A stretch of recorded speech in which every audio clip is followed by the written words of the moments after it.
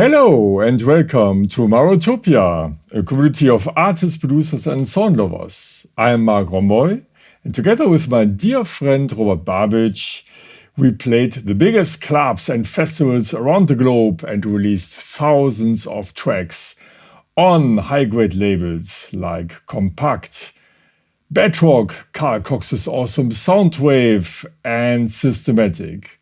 Hey Robert, how are you? Hello, Mark. I'm happy to be here with you again. Yes, me too. Yes. This is episode 2 of our English video podcast. And yeah, you saw it already, I have to admit.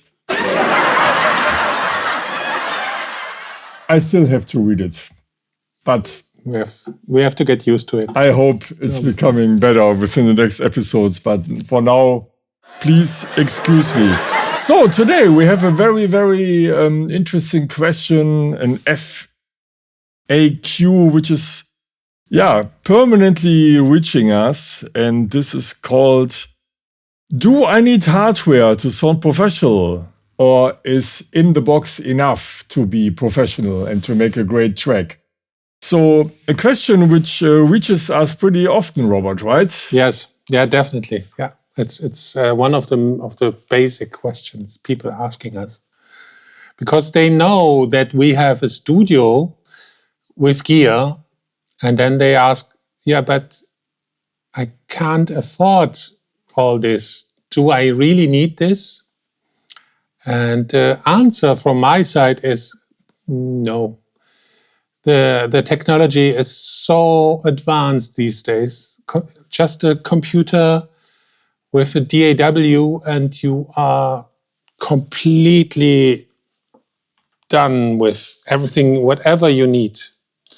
There's so many cool plugins, so many good tools. Of course, it's nice to have a studio with gear, but it's not needed to have a professional sound. That's my point of view. Okay, but let's dive into the topic. I think something people would really interest is, do you, in example, hear when a production is completely out of the box or made with all this analog stuff?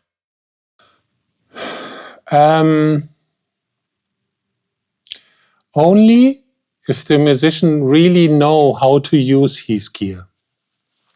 If he really knows the advantages that gear can give you. Just having some expensive gear doesn't make any good sounds.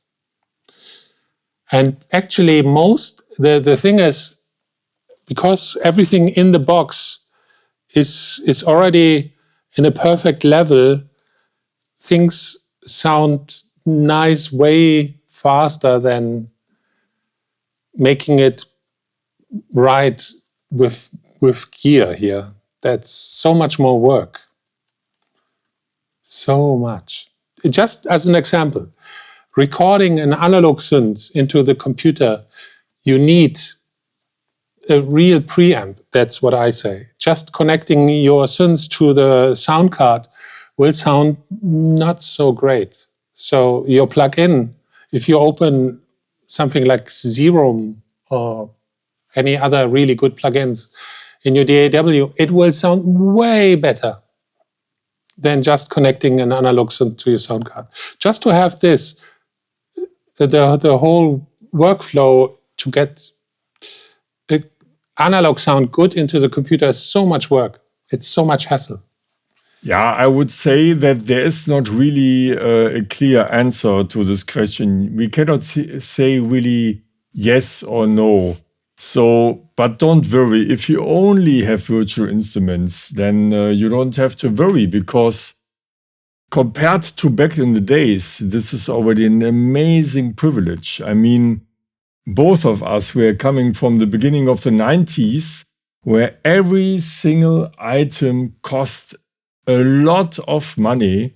And nowadays, there are that many free plugins or plugins for a very low price around, so that you nowadays have the wonderful opportunity to try them out and to purchase them for really, really low money, compared to the times where we started to produce music. I remember that I wanted to buy a compressor from DBX in, I don't know, 1992 or 1993. It was something like $670, and it cost me 1 month of sleepless nights in order to find the decision whether I need it or not.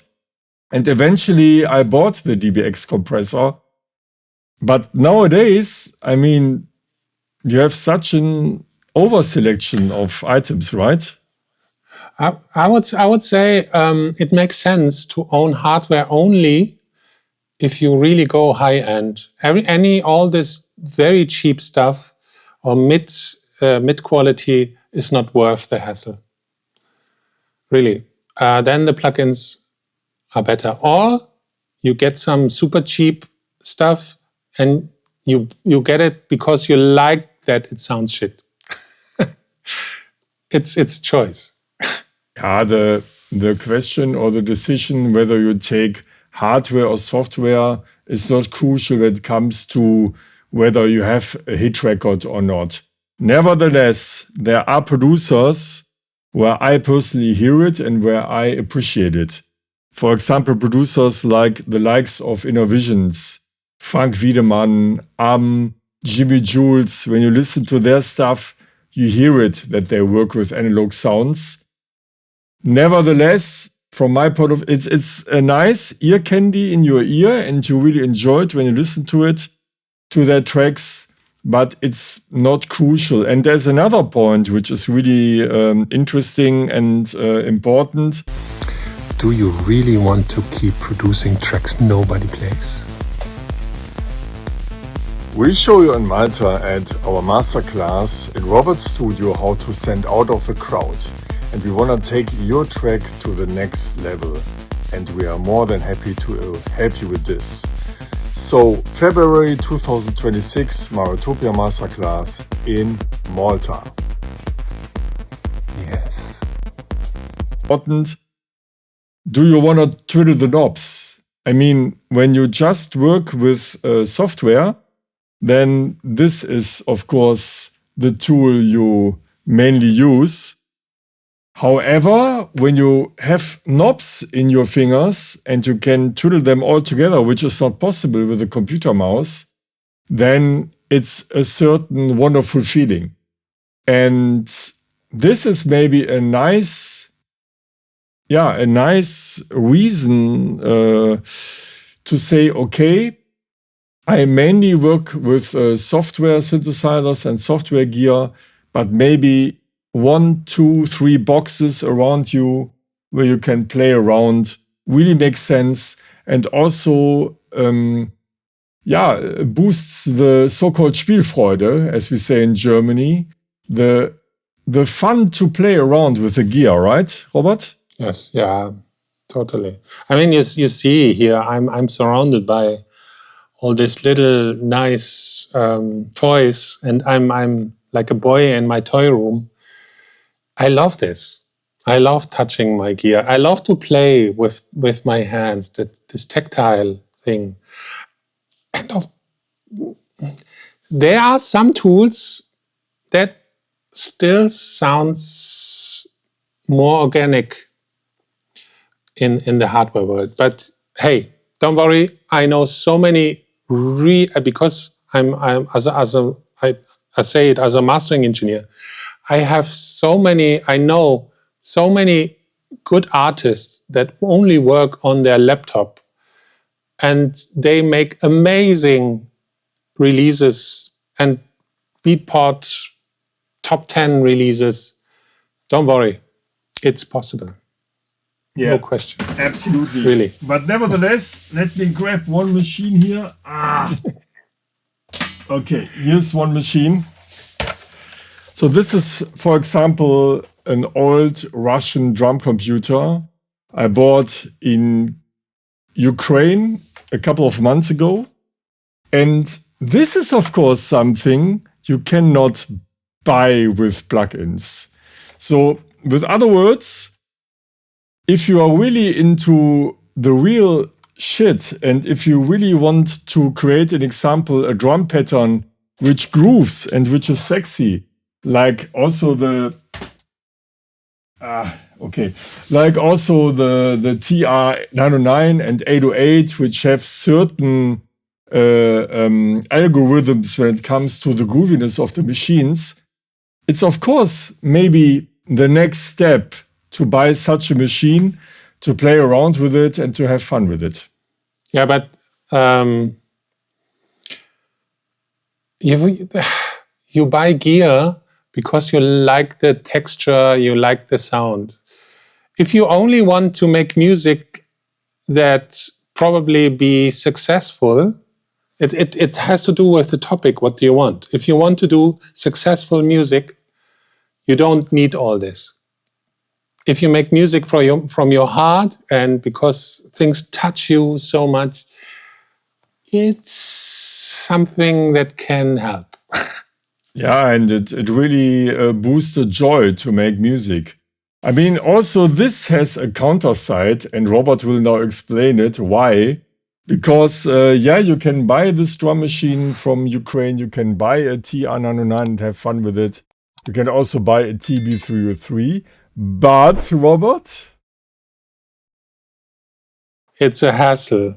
First, things go wrong. They break. And it's, like I said before, to get this in a really good way into your computer, you need preamp, you need maybe some extra compressors. It's action. Yeah, it's action, and we don't want to make advertisement for other companies, but there are amazing plugins which can simulate TB303 from Roland, the acid machine, for people who don't know. The funky acid machine, for many productions. If you're not aware of it, Google it, but most of you will be or are aware of it for sure. So you can buy the real one, you can buy clones. However, there are really, really good plug-in simulations like the ABL3, right? And it's also, it's not about the gear. In the end, it's about your musical idea. If a musical idea is strong enough, it will work. Really. Yeah.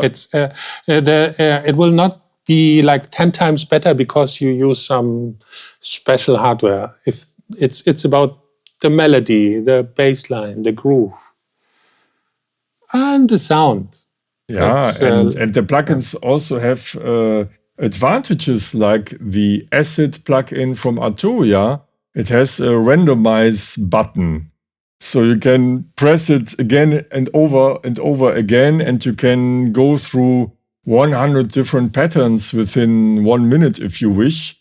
And with a good old TB3 silver box, which is of course a nice to have thing, you really have to program the patterns in a very, especially for younger people, very complicated way, because it's a step-by-step sequencer programming, and it's really like Stone Age when it comes to technical programming, right? One advantage of completely staying in the box is total recall. You work on something, you save it, you open it next day, it will sound exactly the same. It's not happening with analog gear. Analog gear can sound a little bit different every day. Yeah, which can be really great, because then the factor coincidence is also on your side. But sometimes you hate it because you think, okay, my track yesterday was great, and today it's not existing anymore. Okay, here comes the conclusion of the question: analog gear or not analog gear? So long story short, you don't necessarily need analog gear.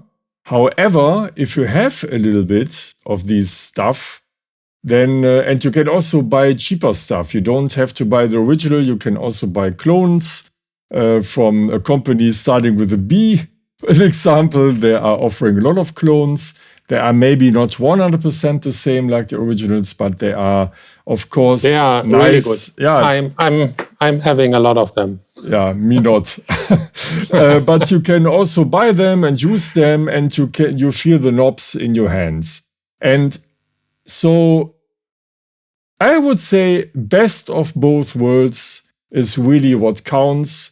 But if a friend or colleague tells you, hey, what's up, you don't have hardware, you're not a real producer, then tell him, you, because it's not necessary at all. It's here. It's the cook, the chef, and not the kitchen. Yes, definitely. Okay. And you have, like always, the last word, my dear Robert, because we have a Marotopia show, and in Marotopia shows, my dear friend Robert always has the last word. Please. The last word for today is make music as much as you can. See you.